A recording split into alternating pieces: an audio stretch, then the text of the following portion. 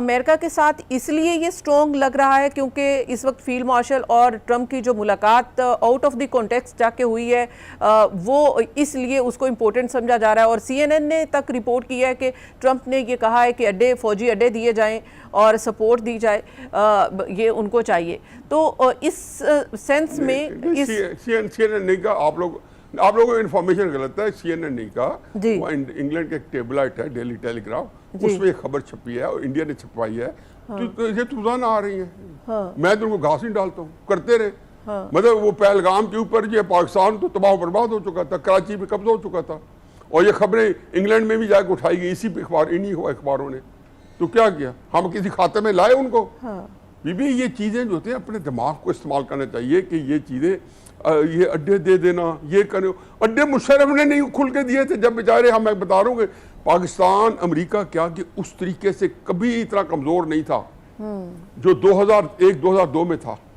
इसलिए, और मत भूलें, मैं कहता हूँ कि ये सेटिंग होती, फ़र्ज़ किया, मैं बाजवा का जिक्र नहीं करता हूँ कि बाजवा जो था वो अमेरिकी टाउट था, वो एक बोरा था, पता नहीं उसे क्या काम करवाते, लेकिन मैं ये कहता हूँ कि ये आसिम मुनीर की, इमरान की सेटिंग होती ना, यही कुछ हो रहा होता, ये हफीजुल्लाह होता, कोई होता, यही कुछ करना था। क्योंकि ये मुल्क की जो एक जियो पोलिटिकल सिचुएशन होती है ना, वो एक ख़ास तरीके से सामने आती है और उससे कोई बदकिस्मत कौम ही उससे फ़ायदा नहीं उठाती। फिर और बताऊँ, मुशर्रफ के साथ अमेरिका ने कितना डर्टी काम किया, लेकिन मुशर्रफ ने पाकिस्तान के इंटरेस्ट कहाँ सेव किए हमारे इल्म में नहीं है। हमारे पास 15-16 न्यूक्स होते थे 2002 में, आप गूगल करें, और मुशर्रफ जब गया तो हमारे पास 200 न्यूक्स थे, 200।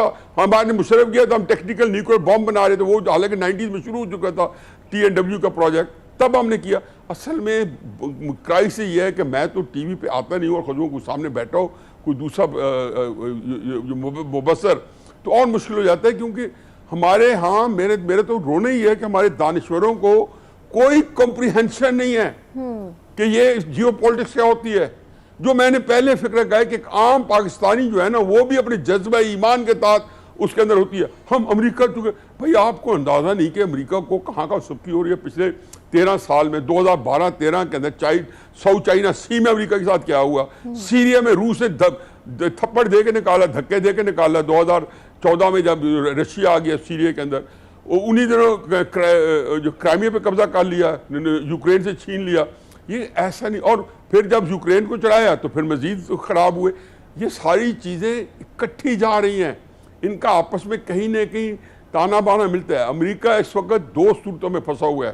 एक जो है ना choice between devil and deep sea, उधर से वो फंसा हुआ है कि इजराइल को बचाना भी है, क्योंकि इजराइल अमेरिका का बहुत बड़ा एसेट है पूरे रीजन में। अमेरिका का जो काम पूरे सारे मुल्कों को कंट्रोल करना था, वो अब इजराइल के जरिए करके, वो अब्राहम अकॉर्ड भी आपने सुना होगा, उसके तहत सारे मुल्कों को ला रहा था। अगर ये 7 अक्टूबर 2023 को अल-कासिम ब्रिगेड हमास के इजराइल के पर खच्चे ना उड़ाए होते और उस दिन उनके ऊपर इस तरह उनको ना रसवा किया होता, तो सारी मुसलमान दुनिया इजराइल को एक्सेप्ट कर चुकी थी, हम भी कर चुके होते, क्योंकि चॉइस नहीं रहती होती आपके पास।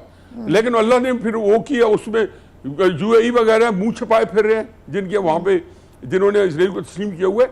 ये बातें, ये फिर आपको क्या जी आज के सर्वे में भी यही है, और पाकिस्तान की जानिब से और field marshal general Asim Munir की जानिब से अमेरिकी सदर ट्रंप को नोबेल अमन इनाम के लिए 2026 में उनको नामजद करने की सिफारिश करने का कहा गया है। ये रिकमेंडेशन पाकिस्तान की जानिब से जाएंगी, तो क्या समझते हैं आप कि ट्रंप की ये खिदमात पीस के लिए हैं?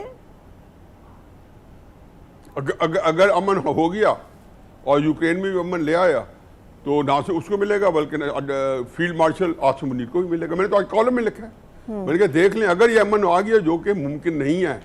ईरान इसके लिए 20 साल से इंतजार कर रहा है। सबका ख्याल था कि इजराइल ईरान को तबाह बर्बाद कर देगा, अमेरिकन माइट, अमेरिकन असला, फलां फलां फलां। बोलो ठीक था, मतलब हो सकता है कि सारे लोग जब ये सोच रहे थे तो शायद ठीक सोच रहे होंगे। अब तो आपको पता है 9वां दिन है, अब तो सूरत हाल को असेस करना शामिल हो गया कि ना ईरान को वो जितनी मर्जी बॉम्बिंग करे, इजराइल की उसने ईरान जो 3-3 4-4 अगर हाइपरसोनिक मारता रहे तो 1 महीने में इजराइल फारेग है।